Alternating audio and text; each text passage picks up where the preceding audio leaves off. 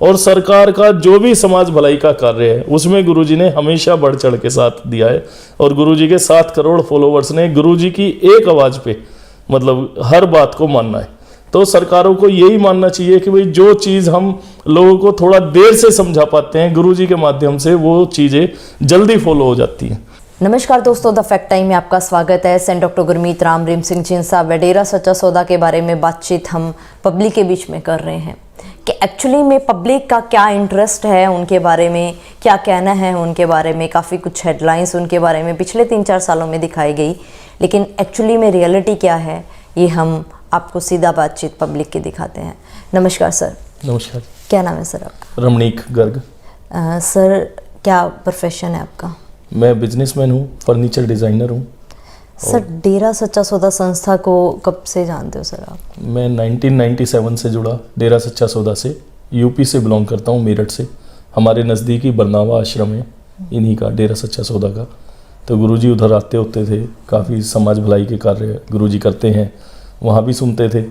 तो ऐसा कभी हमने सुना ही नहीं था कि सच्चा संत। तो फिर हम यहाँ पे आए, इस दर पे आए, अंदर से मेडिटेशन किया। जब गुरुजी ने जो तरीका बताया, जो 3 परहेज़ बताए, उन 3 परहेज़ों को फॉलो किया तो वाकई एक अंदर से एहसास हुआ कि हाँ, भगवान को पाया जा सकता है, उससे मिला जा सकता है। एक मेडिटेशन के द्वारा भगवान को हासिल किया जा सकता है।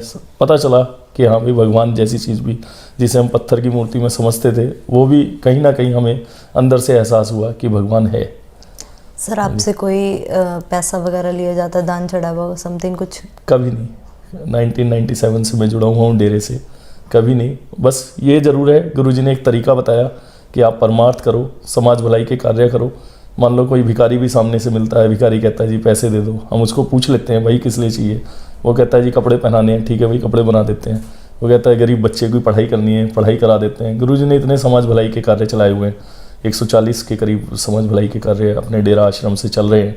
तो उसमें हम किसी की गरीब की मदद करते हैं तो उसके जो उसको ज़रूरत है, राशन की ज़रूरत है, दवाई की ज़रूरत है, कोई डॉक्टर से इलाज कराना है, काफ़ी मतलब ब्लॉक लेवल पे हम लोग मेरठ से सेवा करते थे। तो कई बार ऐसे पेशेंट आते थे, किसी को डॉक्टर ने बता दिया 20,000 लगेंगे आपकी दवाई में या आपका ऑपरेशन होगा, तो हम उसको कह देते थे भाई 20,000 नहीं है लेकिन आपका इलाज करा देंगे। तो जब हम गुरुजी का नाम करके लेके चलते थे, कई बार हम सोचते भी थे गुरुजी 20,000 लगेंगे कहाँ से लाएंगे। कई बार हमें भी ऐसे होता था। गुरुजी कहते थे कोई नहीं बेटा, आपने सिर्फ डॉक्टर के पास जाना है, इलाज कराना है, सदगुरु का नाम जपना है। नाम जप के जाते थे, 20 की जगह 6,000 लगते थे हमारे। मतलब कई बार ऐसा हुआ है। लेकिन इसीलिए फिर उससे हमारी भी हिम्मत बढ़ती थी कि जब समाज भलाई के कार्य के लिए निकलते थे तो बहुत ही कम खर्चे में और बहुत अच्छा काम होता था। रमणीक जी, आपको फर्स्ट चीज़ क्या इम्प्रेस किया जो आप डेरा सच्चा सौदा के तरफ अट्रैक्ट हुए? मतलब क्यों? वेल एजुकेटेड हो आप, वेल फैमिली से हो, फिर भी सबसे मेन चीज़ तो यही लगी, समाज को किस चीज़ की ज़रूरत है। समाज को आज की तारीख में अगर सबसे ज़्यादा ज़रूरत है तो समाज में जो फैली हुई कुरीतियाँ हैं, बुराइयाँ हैं, उनसे बचने की ज़रूरत है। गुरुजी ने कभी ये नहीं समझाया कि भाई आप किसी पे अंधविश्वास करो।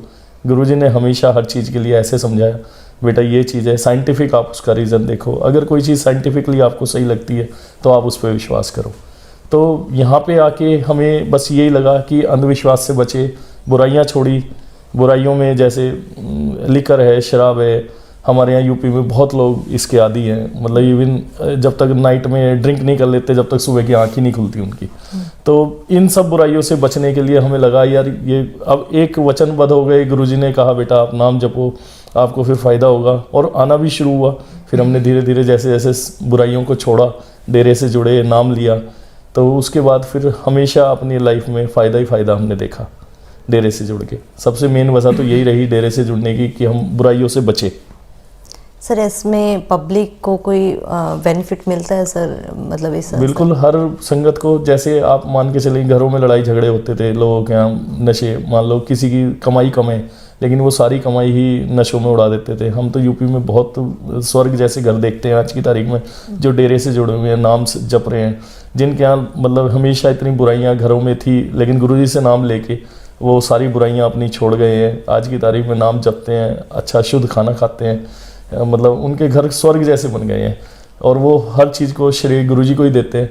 आज बल्कि गुरुजी नहीं है, या मतलब मैं ये नहीं कह सकता नहीं है, गुरुजी तो हर बंदे की मतलब पूरी संभाल करते हैं। अंदर से बंदा नाम जपे तो उसको गुरुजी का एहसास होता है। लेकिन समाज के लिए, जो समाज आज भी बुराइयों में घिरा हुआ है, मतलब डेली मैं कहता हूँ सुबह को पिए बिना उसकी आँख ही नहीं खुलती, तो उसके लिए गुरुजी का होना बहुत ज़्यादा ज़रूरी है। क्योंकि हम ही लोग होते हैं, हम ही लोगों के द्वारा आम लोग जुड़ के जब हम उनको अपने करिश्मे बताते हैं, भाई हम डेरे गए, हमें ये फ़ायदा मिला, आप भी चलो, सामने से कई लोग कहते हैं हाँ यार मैं भी बहुत तंग हूँ, मैं भी चाहता हूँ गुरुजी से जुड़े, कैसे जुड़ सकते हैं?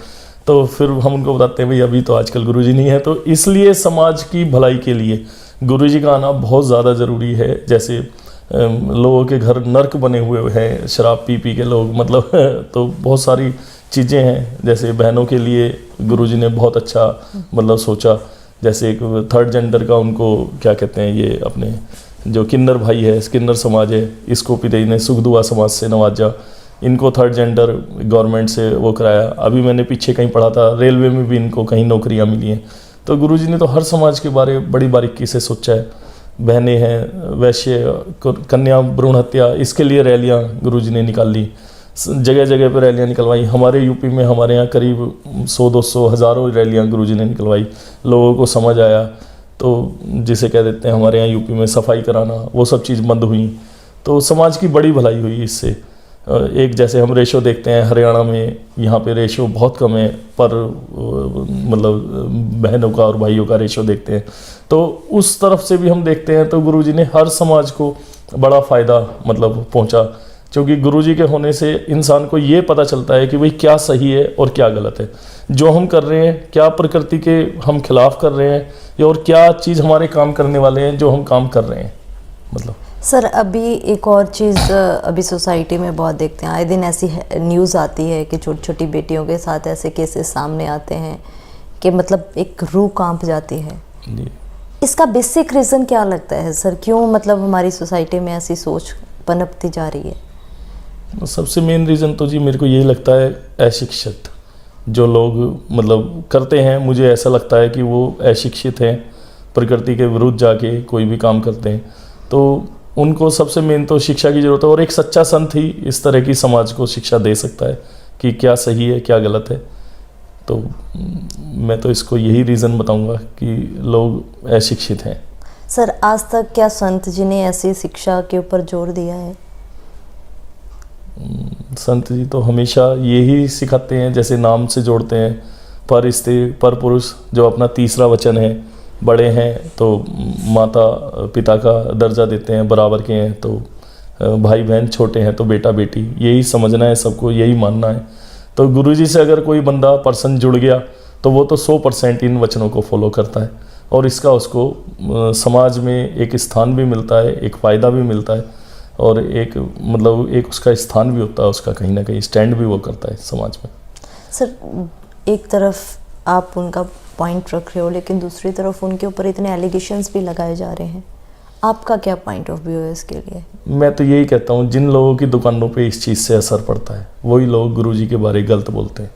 गुरुजी ने लोगों की शराब छुड़ाई, नशे छुड़ाए, जिनके मतलब कहना चाहिए ठेके वालों के ठेके बंद हो गए, जिनको लगता है यार यहाँ तो पीने वाले कम हो गए, तो उन्होंने यही एलिगेशन गुरुजी पे लगा दिया कि भाई इनके तो खुद नशे वाले लोग हैं, या लोगों को अंधभक्त का भी नाम दे दिया हमें। या कहना चाहिए जैसे गुरुजी ने कन्या भ्रूण हत्या का इसका विरोध किया, मतलब इसको समाज में लाए। गुरुजी ने कहा वैश्यावृत्ति बंद होनी चाहिए, जिन लड़कियों को पैसों के लालच में मतलब इस नर्क में भेज दिया जाता है। इवन कई क्षेत्रों में तो ऐसा भी है, राजस्थान में तो, कि वहाँ माँ बाप ही अपनी बच्ची को भेज देते हैं। तो उन लोगों को भी गुरुजी ने मतलब सिखाया, नाम से जोड़ा, उनको फिर करने वाले काम सिखाए, उनको बिजनेस व्यापार भी दिया। मतलब इवन पिताजी ने इतना उसको किसानी के थ्रू उनको जोड़ा, उनको बताया बेटा आपके करने वाले ये काम है, ये थोड़ी है कि आप अपनी बच्ची को ही इस नर्क में झोंक दो। तो मुझे लगता है कहीं ना कहीं उन लोगों के बिजनेस व्यापार पे फर्क पड़ा, इसीलिए उन लोगों ने ऐसा ही एलिगेशन, क्योंकि यही एक मात्र एलिगेशन ऐसा है कि कोई किसी के ऊपर भी कैसे भी लगा सकता है, जिसका कोई प्रूफ और कुछ होता तो है नहीं कि आदमी किसी को भी बदनाम करने के लिए ऐसे एलिगेशन लगाता है। तो मुझे तो यही लगता है कि गुरुजी को सिर्फ बदनाम करने की कोशिश है, जिसलिए गुरुजी अपने मार्ग से हट जाएं। जो रास्ता समाज भलाई का गुरुजी सबको सिखाते हैं, उससे लोग हटें, साइड हो जाएं, जिससे उनका काम आसान हो जाए। सर मीडिया में भी बहुत अलग दिखाया गया था उनके बारे में। तो मीडिया मतलब क्या है ना जी, मैं मीडिया को वैसे तो कुछ नहीं, पिताजी हमेशा चौथा स्तंभ भी कहते हैं, और अच्छी समाज को भलाई, जो समाज में मतलब अच्छाइयाँ हैं वही दिखाने का काम है।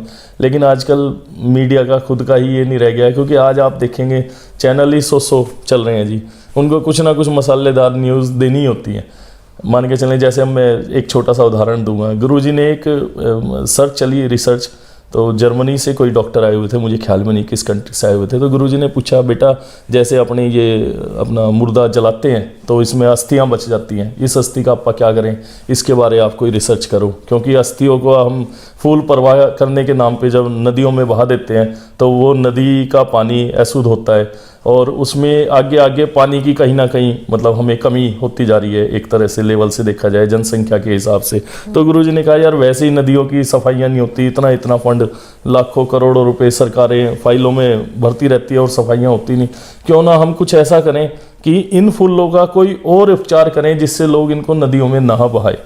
तो उसके लिए डॉक्टर्स ने रिसर्च की, रिसर्च करके उन्होंने बताया, गुरुजी इसको हड्डी को अगर आप किसी पेड़ के तने में या जड़ में अगर डाल देंगे तो ये खाद का काम करेगा, साथ में जो इसका वृक्ष है इसमें बहुत अच्छे से ये फ्लोरिश होगा, बहुत अच्छा मतलब इसके फल देगा। तो गुरुजी ने एक अभियान चलाया यहाँ पे कि बेटा वो जो फूल हैं, जब आप घर में कोई मृग हो जाती है तो वो फूल आप नदी में प्रवाह ना करो, वो आप हमें दे जाओ आश्रम में, और हम उनको कहीं खेती बाड़ी के काम में यूज़ कर लेंगे, जिससे आपको ये भी रहेगा कि भाई चलो ठीक है हमने आश्रम में दे दिया, और उससे हमारा जो जल मतलब जैसे गंदा होता, नदियाँ गंदी होती हैं तो वो गंदी नहीं होंगी। तो अब ये गुरुजी ने इतना समाज भलाई का कार्य चलाया, इतनी हमारे यहाँ पे मतलब हड्डियाँ या जो भी मतलब उसको कहना चाहिए फूल जो आते थे वो सारा खेती बाड़ी में यूज किया। लेकिन अब 25 अगस्त 2017 के बाद जब यहाँ पे सरकारी एक सिस्टम चला तो उन्होंने, सरकार ने जब वहाँ पे चेक किया तो उन्होंने कहा भाई यहाँ तो बड़े सारे कंकाल दबे हुए मिल रहे हैं।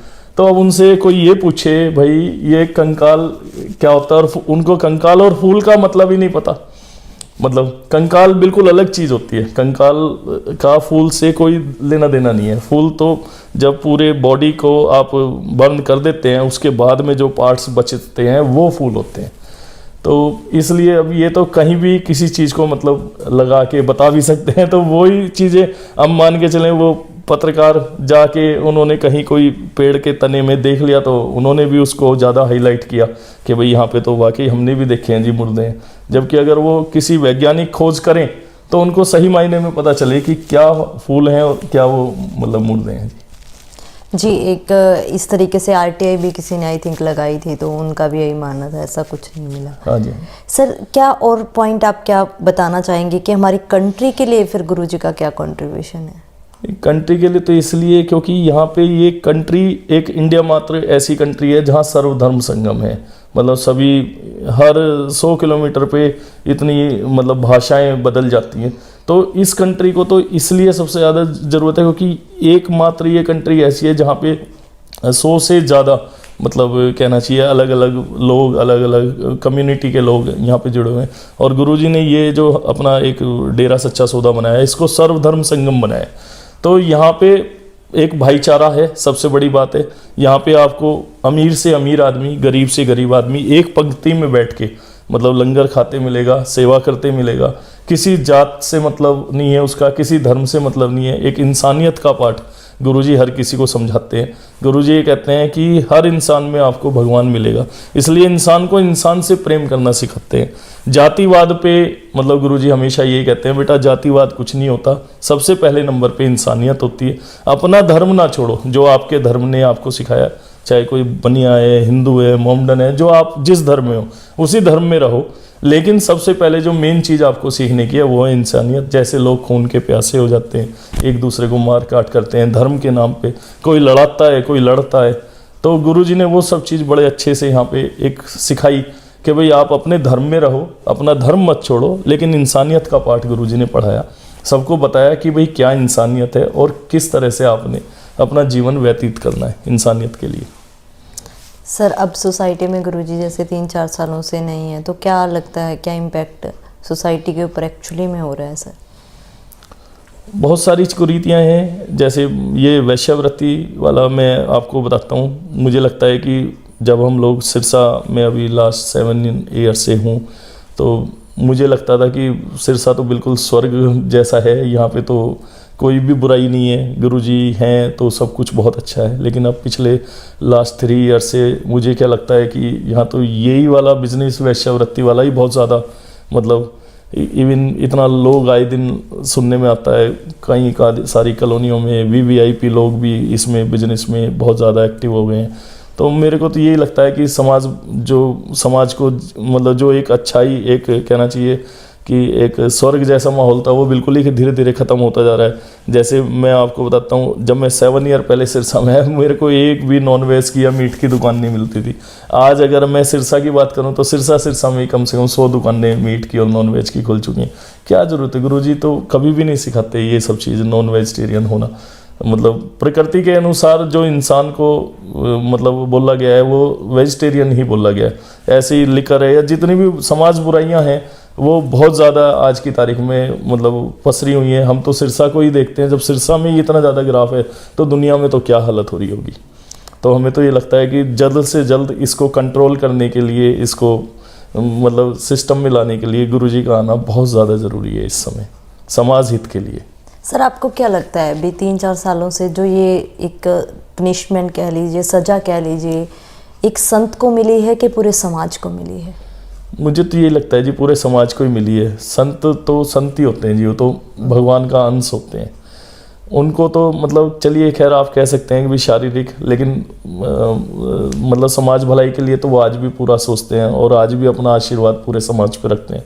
जैसे मैं हूँ, मैं भी कई बार किसी सामाजिक किसी कार्य में या अपने ऑक्यूपेशन में या बिजनेस में कई बार हरास होता हूँ, या समाज से कोई मेरे को दिक्कत होती है, मैं 5 मिनट उनका बैठ के सिमरन करता हूँ, वो मेरे को दर्शन दे देते हैं अंदर से, मेरे को कोई वचन दे देते हैं, ख्याल दे देते हैं, मैं अंदर से फिर खुश हो जाता हूँ। मुझे ऐसे लगता है यार गुरुजी आप तो वहाँ बैठे भी मेरी पूरी मतलब मेरे बारे सोच रहे हैं। तो जहाँ तक मेरी बात है, या चूंकि सत्संगी की बात है, 7 करोड़ फॉलोवर्स हैं, 7 के 7 करोड़ लोगों के साथ ये होता है जो मेरे साथ होता है। लेकिन जो लोग हमारे फॉलोवर नहीं है, जो गुरुजी को नहीं जानते या गुरुजी से नाम ही जिन्होंने लिया, जो आज बुराई में फंसे हुए हैं, मैं उनके लिए कहता हूँ कि 100% उन लोगों का बुरा है। मान लो समाज में 120 करोड़ लोग हैं इंडिया के अंदर जो मतलब इंडिया के वासी हैं, लेकिन केवल हम 7 करोड़ से छोड़ के बाकी लोगों का तो नुकसान है। अगर गुरुजी मान लो यहाँ पे संगत के बीच में नहीं है या अपनी गद्दी पे नहीं है, तो उससे समाज को सबसे ज़्यादा नुकसान है। हमारे समाज के लोगों से आप अपनी वीडियो के द्वारा क्या अपील करोगे? एक्चुअली में क्या फैक्ट है डेरा सच्चा सौदा का गुरुजी मैं का? तो यही कहूँगा, जिसको भी कोई भी डाउट है एक बार गुरुजी को रिलीज करें, गुरुजी आए समाज के बीच में। गुरुजी जो अपने कार्य 140 चला रखे हैं वो भी आज भी चल रहे हैं संगत के बीच में, और जब गुरुजी आएंगे उनको और ज़्यादा गति होगी। और भी बहुत सारी बुराइयां हैं। मैं तो ये कहता हूँ जो लोग भी आए, चाहे राजनीतिक लोग हैं, चाहे कोई भी है, XYZ प्रशासनिक लोग हैं, वो आए देखें डेरे में क्या होता है। पहले शायद वो लोग नहीं आते थे, हो सकता है इस एलिगेशन के बाद मैं तो ये कहता हूँ जी एक प्रशासन को एक कमेटी बनानी चाहिए कि भाई ठीक है गुरुजी को हम रिलीज़ कर देते हैं, लेकिन हमारी ये एक कमेटी मतलब डेरे में रहेगी, डेरे की हर गतिविधि पे नज़र रखेगी, पूरी पैनी नज़र रखेगी। मैं कहता हूँ वो हर चीज़, चाहे वो प्रधानमंत्री जी तक भी हर डाटा को यहाँ से फॉरवर्ड करें कि भाई डेरे में ये एक्टिविटी हो रही है। उसके बाद जांच परखें, और जो ये हमारा चौथा स्तंभ है, जो हमारा पत्रकारिज्म है, इनके माध्यम से पूरे इंडिया को बताया जाए एक एक बात कि भाई ये डेरे में हो रहा है। अब गुरुजी के आने के बाद एक एक चीज़ की वीडियो पूरी दिखाई जाए कि भाई ये समाज भलाई के कार्य हैं, इनके द्वारा इस ब्लॉक में, इस क्षेत्र में, इस स्टेट में ये समाज भलाई का कार्य किया गया। अगर फिर पूरी दुनिया का एक व्यू लिया जाए, पूरे इंडिया का लिया जाए, बाई मतलब वोट के माध्यम से चाहे लिया जाए, उनसे पूछा जाए क्या भाई ये सही है या गलत है। मैं तो ये कहता हूँ, लेकिन एक मौका दिया जाए, क्योंकि ऐसे नहीं कि भाई आपने अपना डिसीजन ले दिया, अपने आप ही मतलब गुरुजी को कैद कर दिया और सारे समाज को मतलब बुराइयों में धकेल दिया। सरकार से क्या मांग करेंगे सर? सरकार से यही हाथ जोड़ के निवेदन है इस माध्यम से कि भाई आपके माध्यम से, आपके चैनल के माध्यम से सरकार से यही निवेदन है कि भाई जैसे सरकारें आती हैं, सरकार भी इसीलिए आती हैं कि सारे समाज का भला हो। तो हम भी यही चाहते हैं गुरुजी को जल्द से जल्द रिलीज़ किया जाए, जिससे समाज का अब तक जो बुराई हो चुकी है वो हो गई है, लेकिन आगे पूरे समाज की पूरी तरह से भलाई हो, समाज अच्छे कार्यों से जुड़े, देश की तरक्की हो। गुरुजी ने कभी देश की तरक्की नहीं रोकी। आज 1% मेरे को आज मुल्क का मिला है, मैं आपको बताता हूँ आपके चैनल के माध्यम से। 1 जुलाई 2017 से जीएसटी लगने वाला था। सिर्फ एक डेरा सच्चा सौदा ऐसी संस्था है जिसने 20 जून 2017 से ही जीएसटी लागू कर दिया था।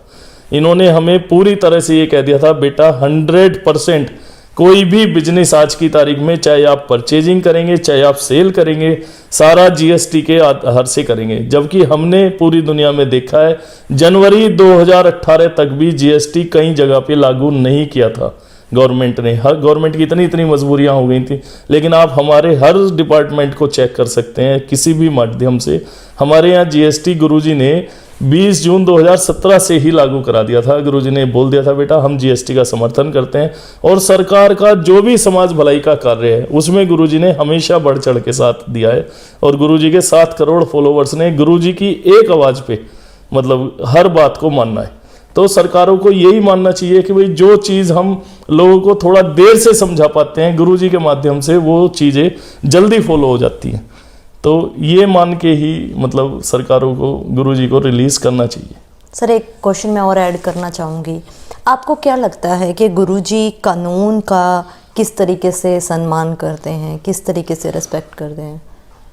गुरुजी 100% कानून को मतलब चाहे आप जो भारतीय संविधान है उसके हिसाब से फॉलो करते हैं। जो मौजूदा सरकारें हैं, चाहे वो स्टेट की हों चाहे वो केंद्र की हों, जो भी कहना चाहिए पीएम साहब प्रधानमंत्री जी के माध्यम से कोई भी कानून पारित होता है उसको गुरुजी सबसे पहले अपने फॉलोवर्स को बोलते हैं, बेटा ये पीएम साहब ने ये प्रोडक्ट मतलब चीज़ लॉन्च की है, अब आपने सारों ने इसको पूरी तरह से फॉलो करना है। मैं एक छोटी सी बात करता हूँ, एक सिलेंडर आता है उस पर एक सब्सिडी आती है।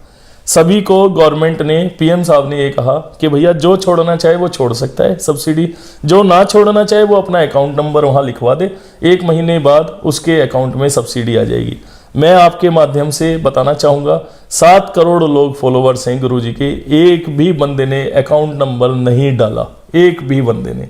मैं सबका ठोक के 100% गारंटी लेता हूँ, जो डेरा सच्चा सौदा का फॉलोवर है उसमें एक भी बंदे ने सब्सिडी वापस लेने के लिए अकाउंट नंबर अपना डाला ही नहीं, क्योंकि गुरुजी ने आह्वान कर दिया था, बेटा पीएम साहब ने कहा है कि अगर हम ये सब्सिडी छोड़ेंगे तो इससे देश का भला होगा। तो आप इसी चीज़ से अंदाज़ा लगा सकते हैं कि भारतीय संविधान या प्राइम मिनिस्टर जी की बात गुरुजी कितनी स्पीड में फॉलो कराते हैं अपनी सारी संगत से। बहुत बहुत धन्यवाद रमनीक जी आपका हमारे साथ जुड़ने के लिए और रियल फैक्ट डेरा सच्चा सौदा व सेंट डॉक्टर गुरमीत राम रहीम सिंह जींसा का हमारे साथ साझा करने के लिए। दोस्तों हम लगातार आपको वेल एजुकेटेड लोगों से मिलवा रहे हैं, वेल बिजनेसमैन हैं, जो वेल फैमिली से लोग आपके सामने आकर बोल रहे हैं, जिनका मानना है कि सेंट डॉक्टर गुरमीत राम रहीम सिंह जींसा के ऊपर एलिगेशन झूठे लगाए जा रहे हैं और जब से वो सोसाइटी में नहीं है तब से सोसाइटी का बुरा हाल हो रहा है। इन सब की बातों से जब लगातार जो ये लोग बता रहे हैं, लगता है कि सोसाइटी को बहुत बड़ी सज़ा मिली है जब से गुरुजी समाज में नहीं है। आप लोग खुले दिमाग से सोचिए आखिर फैक्ट क्या है। वो चंद सूत्र, वो चंद लोग, चाहे ये करोड़ों लोग जो लगातार चीख चीख के समाज के सामने सेंट डॉक्टर गुरमीत राम रहीम सिंह जींसा के बारे में बात रख रहे हैं। अपनी राय कमेंट बॉक्स में जरूर डालिए। देखते रहिए द फैक्ट आई और सच का साथ देने के लिए, सच की सोच को, मुहिम को आगे बढ़ाने के लिए इस चैनल को जरूर सब्सक्राइब करें। बहुत बहुत धन्यवाद।